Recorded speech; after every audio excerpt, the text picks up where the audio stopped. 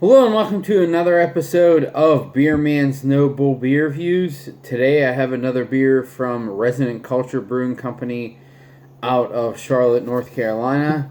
This beer is called Disco Baby.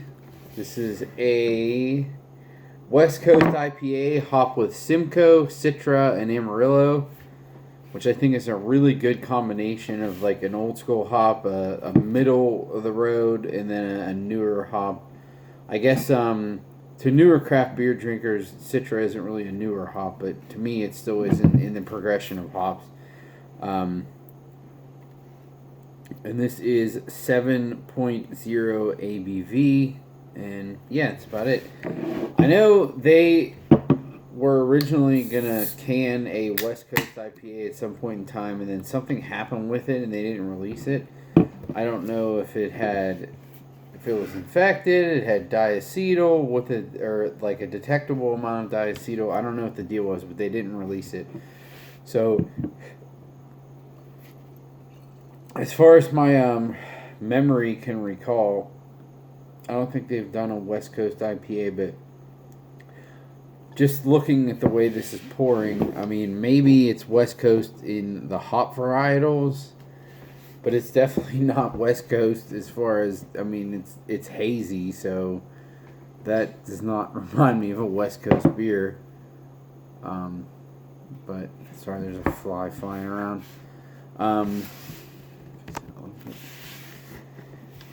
As you can see, it pours a really hazy golden color, with about a slightly less than a finger's worth of white head. Oh man, does that smell good?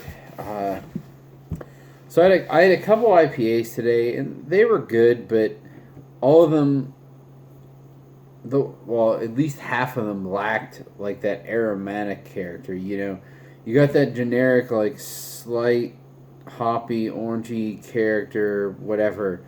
But none of them had that big punch of aroma like as soon as you bring it to your nose, and this has that, which makes me so happy.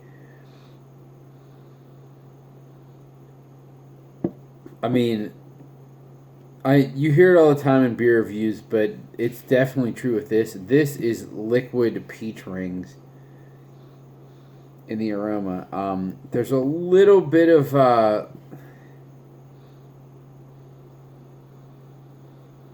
like earthy dankness in the back of it, but it is so peach forward.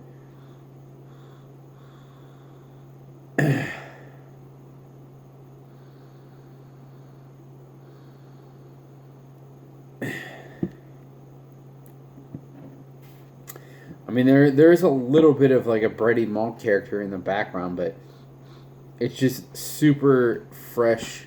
I mean, there's a little bit of like underripened mango in it too, like that piney underripened mango. It's more that than like piney hops, but it smells super fresh and peachy. I'm really excited about this.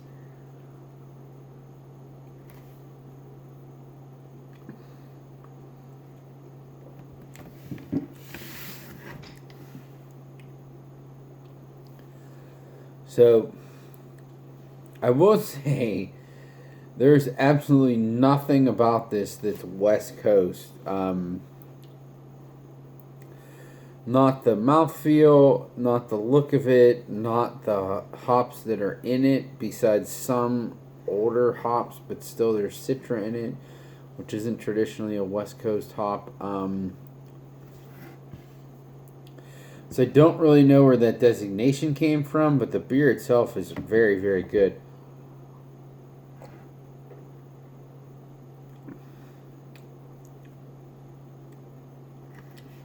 Man, that's tasty.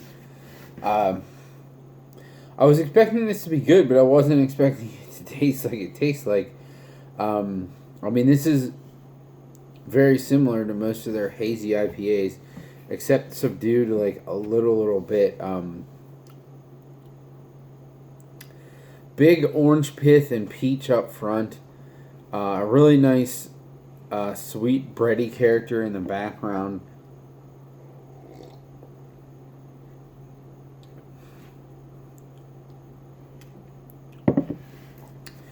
I'm not really getting that medicinal Amarillo character, but I've always been a fan of Amarillo if it's mixed with several other hops. I think it adds a different layer of complexity. But by itself or with maybe like one other hop, which I've done reviews of beers like that before, I don't really like it.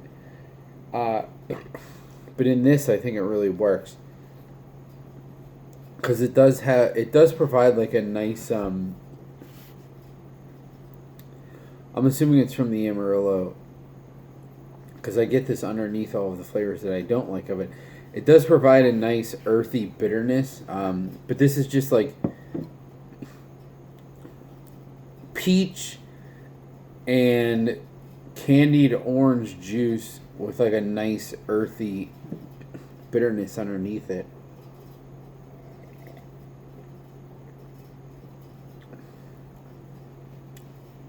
And I know a lot of people complain about Resident Culture IPA saying that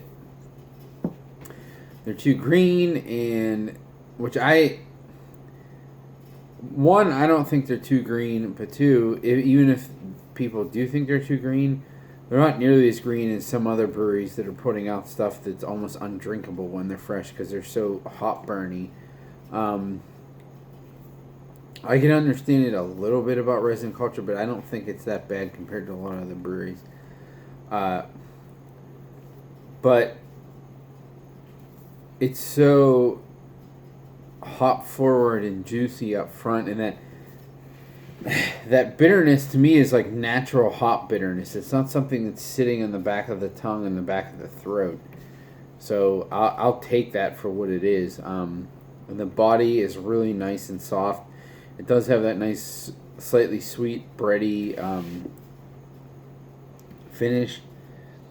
It's really weird. Like, this is labeled as a West Coast IPA, but if it wasn't labeled as that, I would just say, like, this is one of the better IPAs that they've made in general, and I wouldn't compare it to West Coast or East Coast.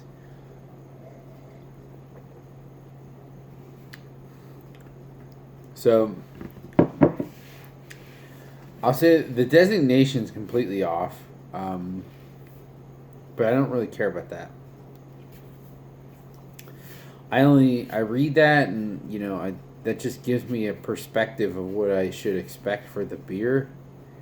But if the end result is still a flavorful, tasty beer, then I'm not going to knock it.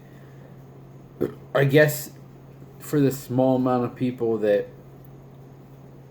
like West Coast style IPAs but don't like hazy IPAs at all, they might not like this, so that might be misleading. I guess I would understand that, but even their New England style or East Coast, whatever you want to call it, IPAs, you know, they're hazy and they're chock full of hops, but they're not like, they don't have lactose in them. They're not overly sweet, and they're malty in that sense. They're still pretty bitter, so I mean, it still follows suit with West Coast in that style. So I wouldn't think someone who generally just likes West Coast IPAs, I don't think they would hate this. But it's definitely not traditional. That's all I'll say. But I really, really like this, and I think I might buy more of it because I really, really like it. But it doesn't have the back of the tongue burn, but it is still like just a little green around the edges. That I feel like if this you gave this a couple more weeks, it would actually be like super, super clean and just a great, great beer. Because this just came out, I think, like 2 weeks ago. So you might, if you can give it 2 to 3 more weeks, it might be amazing. But I think on my scale of buy, drink, dump, I'm definitely going to give this one a buy because it's good now while it's still really, really fresh. And I think if you give it a little bit of time, it'll even get better. So in that scenario, I think I definitely have to give it a buy. Yeah, just another great IPA by these guys. I'm happy that I live about only a half an hour away from them and I can get these all the time, and I hope they keep pumping them out. So that's all I got on this one. Please like, comment, subscribe. Let me know what you think, and I look forward to doing the next one. Thanks.